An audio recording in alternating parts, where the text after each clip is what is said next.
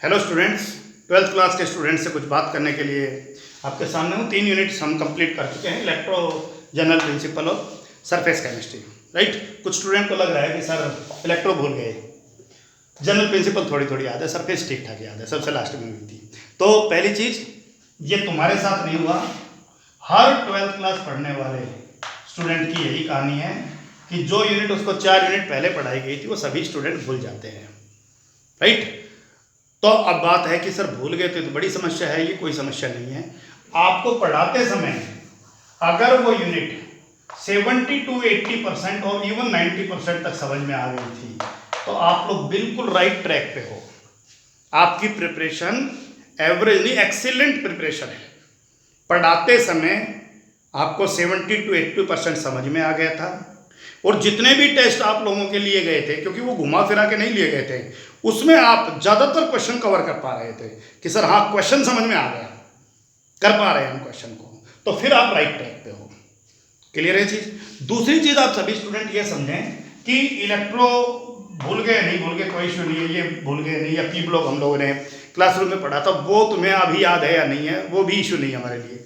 मेरा इशू है कि क्या मैं सरफेस केमिस्ट्री और सॉल्यूशन का मंडे को टेस्ट ले सकता हूँ या नहीं ले सकता, राइट। मैंने आपको शनिवार को बता दिया था कि मंडे को सॉल्यूशन का टेस्ट होना है और आप लोगों ने कहा जी तैयार कर लेंगे। तो सरफेस और सॉल्यूशन, सरफेस छोटी सी यूनिट रिवाइज करना है, पूरा वीक दिया आपको डेली 1 घंटा एक्स्ट्रा इसको पढ़ना था और सॉल्यूशन तो बहुत थोड़ा कवर होना ही था, राइट। मुझे नहीं लगता किसी स्टूडेंट को प्रॉब्लम है, इनको मत सोचो, ये तुम्हारा काम नहीं है सोचना।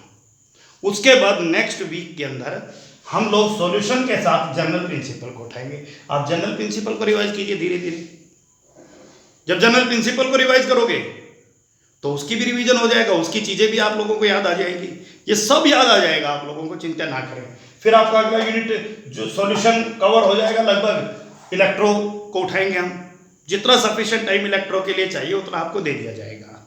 क्लियर है। तो आप लोगों का के लिए स्पेशल आग्रह है कि आप लोग अपना दिमाग ना लगाएं, जितना इंस्ट्रक्शंस आप लोगों को दिया जा रहा है उसे स्ट्रिक्टली फॉलो करें, राइट। जितना आपको कहा जा रहा है उतना ही काम आपको करना है। जब आपको सरफेस के टेस्ट के लिए बोला तो आपको इलेक्ट्रो के बारे में नहीं सोचना है। जब इलेक्ट्रो के लिए बोला जाए और इलेक्ट्रो की प्रॉब्लम्स हैं तो आप मुझे फीडबैक दें, राइट। आप उसका समाधान कर दिया जाएगा और आप लोगों को प्रॉब्लम कभी भी किसी टेस्ट में नहीं आएगी, इस चीज़ की चिंता ना करें, वो मुझे सोचना है। क्लियर है ये पॉइंट। तो सभी स्टूडेंट इस चीज़ को ध्यान रखें। 2-3 चीज़ें कह रहा हूँ। सीटिंग आपकी 8 से 10 घंटे 12th क्लास के स्टूडेंट की होनी चाहिए।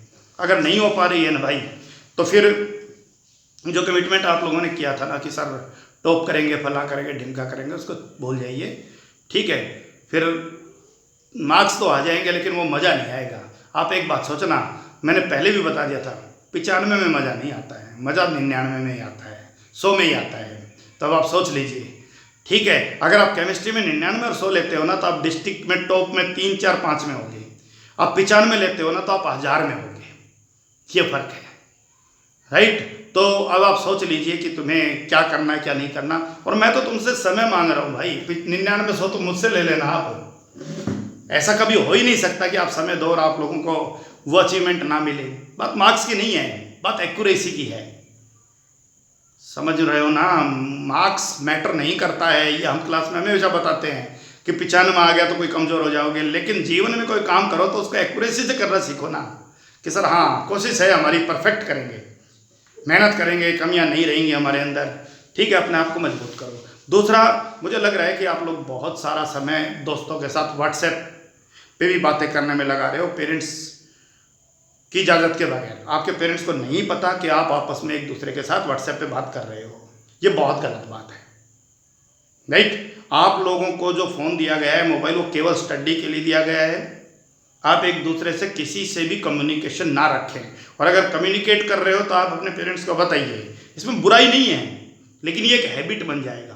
आज आप 2 मिनट बात कर रहे हो, कल आप 20 मिनट बात करोगे, फिर आप 2 घंटे बात करोगे, और ये जो सारा समय कम हो रहा है ना, ये तुम्हारे पढ़ाई के समय में से ही कम हो रहा है। क्लियर है। तो लास्ट फाइनल मैसेज है, चिंता ना करें, अगले 2 दिन तुम्हारे लिए तुम्हारी डिमांड पर कोई क्लास नहीं है, राइट। अब नेक्स्ट सॉल्यूशन की क्लास आप लोगों को मंडे को ही मिलेगा।